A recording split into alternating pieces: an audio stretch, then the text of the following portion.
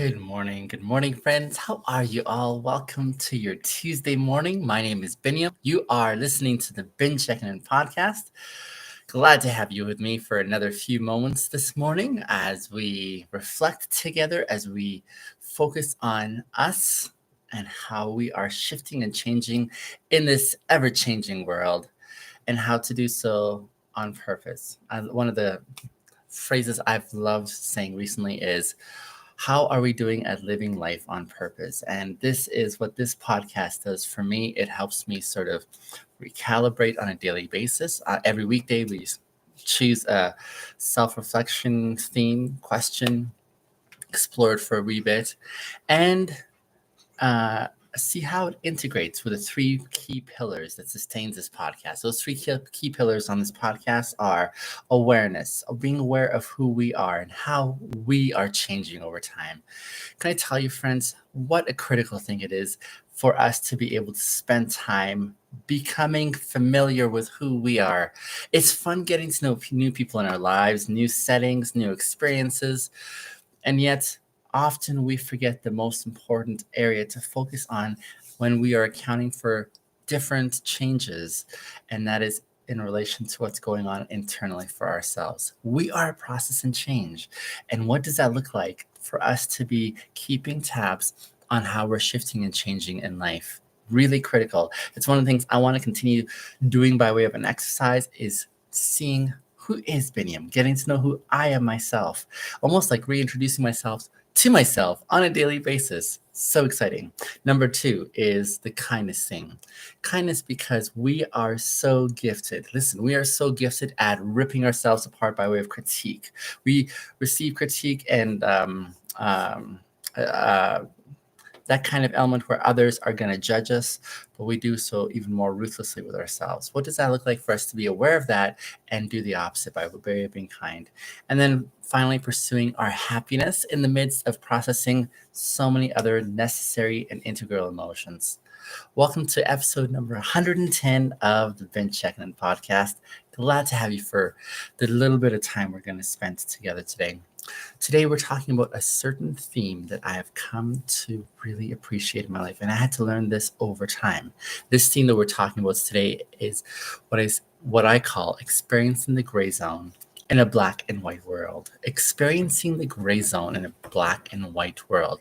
Let me see if I can break this down for those of you who are wondering, what does any of this mean, or how does it all integrate or relate to myself? Black and white are is a figurative way of saying there's a dichotomy that most of us see the world. When you get in the shower, you're not dry, you are wet. It's a very clear observation. You're wet, not dry, because water is pouring all over you. That's a very clear observation. It's black and white. It's a very sure thing that was water's pouring all over you. You're not dry. You are actually wet. There is no gray zone there. Or, for example, when you're hungry, when you're extremely hungry and you need to eat food, otherwise your body's going to start shutting down. It's a black and white sort of a dynamic. It's very clear that you are needing food right now because you are hungry. We take this black and white analogy and usually attach it to a lot of our convictions in life. For example, for the longest time, I grew up as a Christian. I had a very black and white way of seeing the world. And along this line here, this is where I would have perspectives that were so clearly defined that anything outside of those perspectives was clearly wrong. What I believed was so clearly right and so clearly the only way of seeing things that anything else that I perceived or it was engaged by way of listening to was clearly wrong. That's a very black and white way of seeing the way my beliefs are, the way my convictions are, and how I understand the world. Black and white. It's like almost like there's no need for arguing this because it is so distinctly obvious. And so that's how I think I myself kind of engaged and navigated through the world, and how many of us perhaps still do. And it's only with experience in life and other additional scenarios that we may have to go through, that we start accommodating for the fact that maybe there is more to the world and how we're experiencing it than we had access to. So maybe, hello, Tatena, how are you? So maybe there is a way that we can see the world with more reflection of gray. And I think this is one of the things that for me has become super important, and I'll share with you why.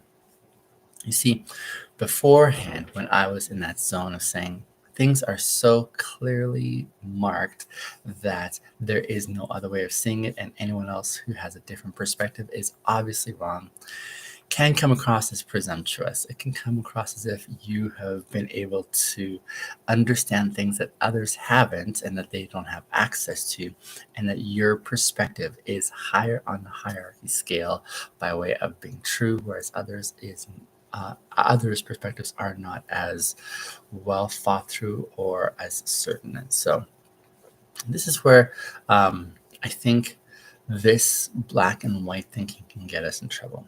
You see, when we think in such distinct lines of this is the way it is and anything else is absolutely wrong, what that sort of engagement does by way of sharing and exchanging ideas is it tends to shut down the conversation, and it tends to keep us inaccessible from other perspectives that may challenge ours. And the way that I understand this whole evolution here is as follows. I think it's really important for us in this conversation as we're considering what are the black and white zones in our lives? What are those things that are so clear for us that we're like, there's no other way of seeing it? As we understand those contexts, how can we remember some critical things in that process of communicating and living through our convictions, whatever they are?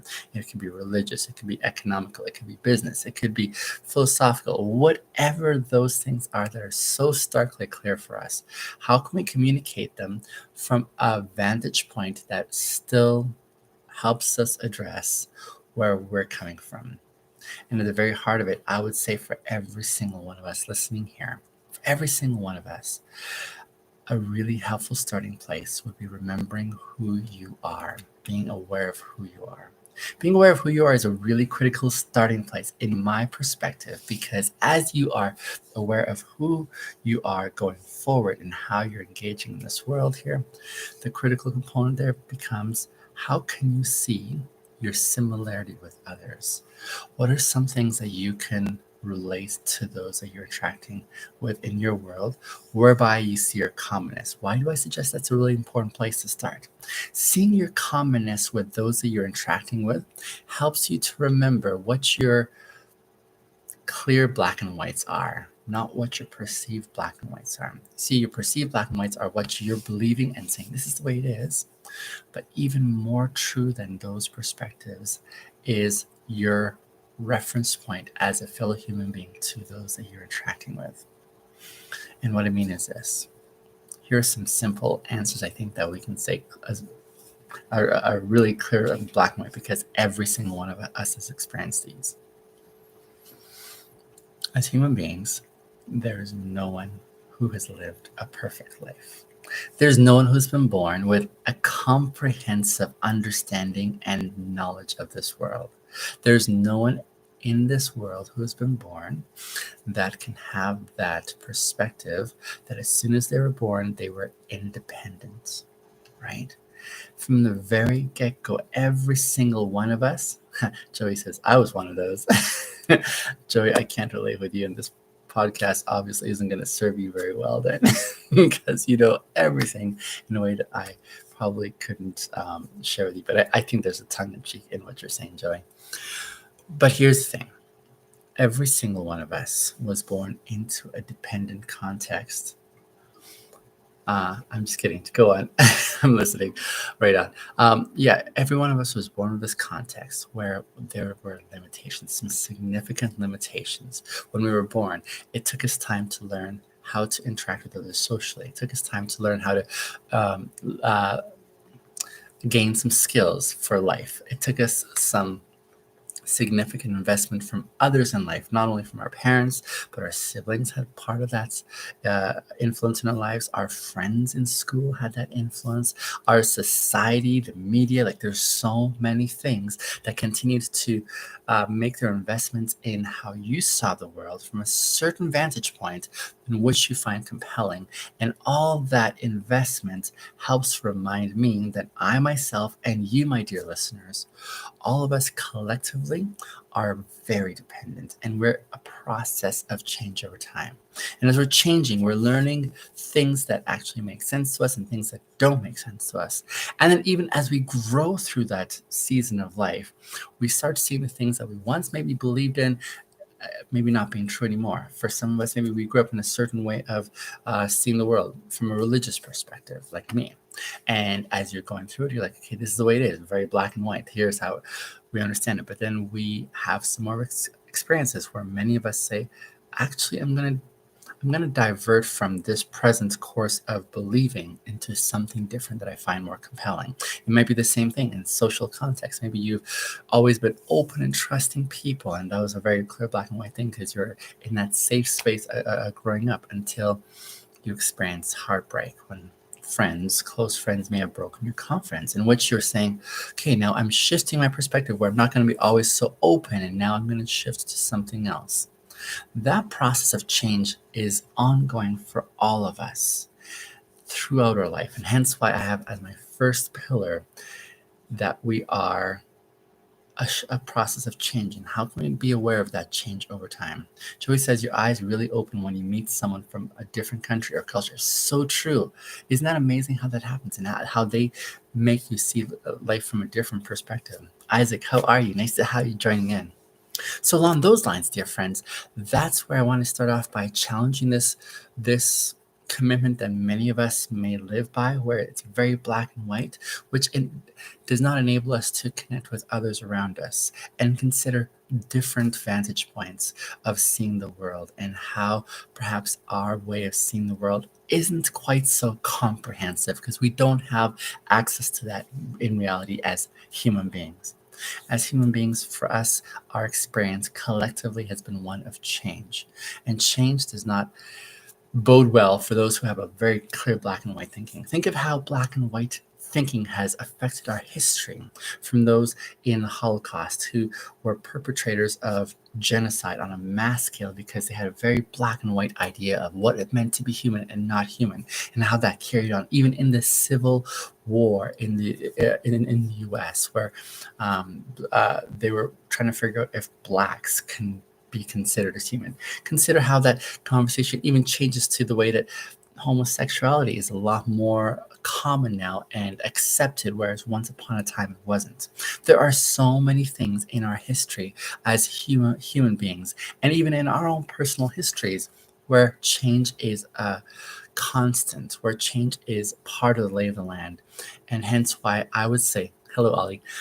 Hence why I would say it's really important for us to consider what does it look for like for us to go through life in this kind of a zone of saying how can we accommodate for the change that we're experiencing on an ongoing basis. And if it's so that I have been successful in convincing you that none of us came as the final product, like we're still growing and learning. Even me in my 40s now, I'm still learning and growing as I go along. I just started a new job last week.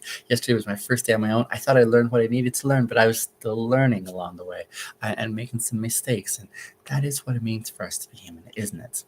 And so if we're that process of change over time, what would it take for us to have the humility? Listen carefully.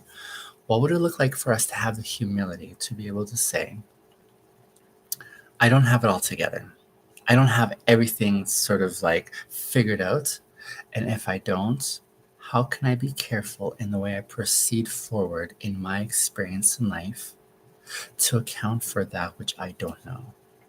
And if I don't know everything, it probably would be beneficial for me to live in this zone of gray. And gray for me is the in between part where you're like, I'm a process of change. I'm learning what is true from my perspective at this point in time, but I'm holding space for the fact that could change over time.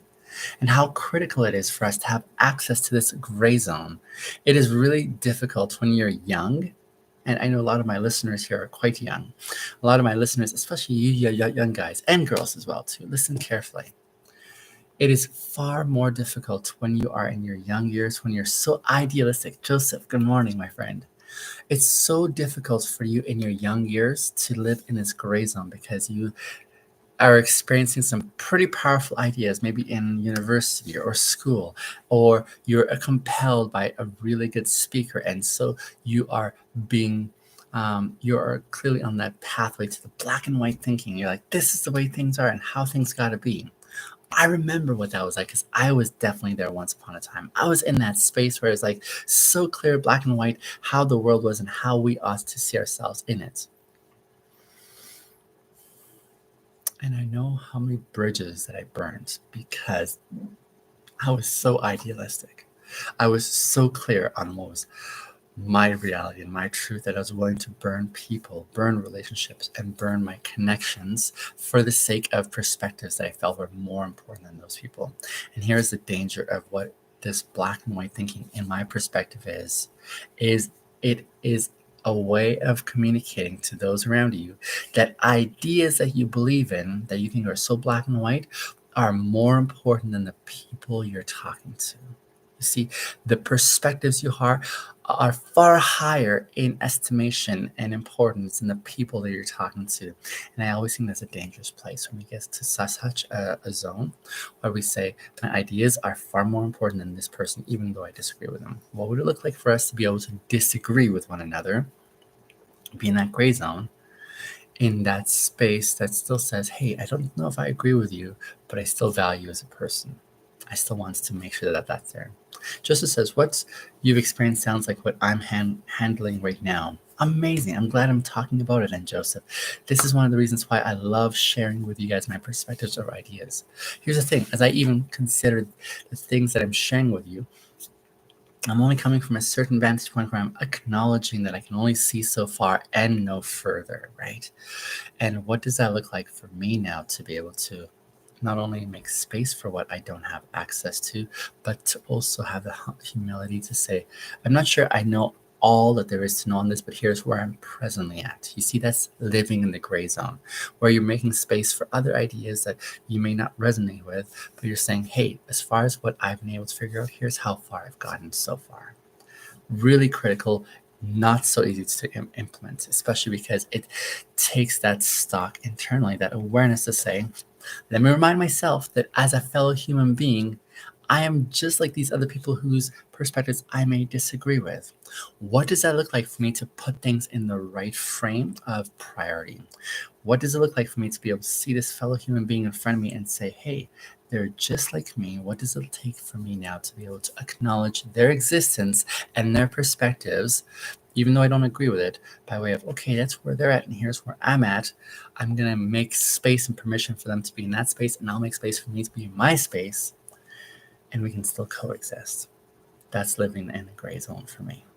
So, this is pretty critical for me because this is, in essence, what has enabled me to be able to differ with people graciously, to differ with people with patience, to say, hey, I don't know if I agree and I don't know if I want to go down that way. And yet, in the midst of where we're coming from, I'm happy to create this space, whatever that looks like, to be able to say, how can I affirm this person wherever they're at? What are your thoughts, guys? What are your suggestions on this thought here? For me, it seems a really integral part for the, how can I say, the sustainability of our connections in life, for the way that we're able to navigate and proceed forward from a vantage point, one where we can say, how can we be living life on purpose in this realm by way of extending this courtesy, this kindness towards others? How can we make space for ourselves first and foremost to remember that we are in that gray zone because we are a process of change by definition as human beings? All of us are at this point. And if we're changing over time, how can we be in that space that says, I don't have it all together, but I'm learning. And I'm learning through the experiences and influences of others around me. And I'm okay to acknowledge that? How can I be aware of whose influences I want to have part of my life? And how I am reminding myself on an ongoing basis, I don't have it all together. I don't have it all together. That's a really important point, I think, for us to be in this gray zone. When I see the problems going on in the world, I just consider how much of that is driven by this black and white. I don't want to add more energy into that zone of differentiating. Wait, you're that guy, says Fort Memes. How are you, Fort Memes? Nice to have you joining in. What does that look like for us, however, to push back against the current of black and white thinking, whether it's political or religious or like whichever form it takes, to be able to remember at the very heart that you are just like every other human being around the world. You have a nice voice. Thank you for that, Four Memes. And in so acknowledging that everyone is trying to figure the way forward, and what does that look like for you to do that in your context, wherever you're at, from a place that is not only aware of how you're changing over time, but one that also extends kindness, not only towards yourself in that process of change that you are, but also towards others, and making space for them to have changes in their own context. And then finally, to experience this happiness because you are in that right place at the right time, aware of how you're growing. Friends, I hope to see you tomorrow. Thank you for joining this short session today. Love you guys. Have a great Tuesday. Bye for now.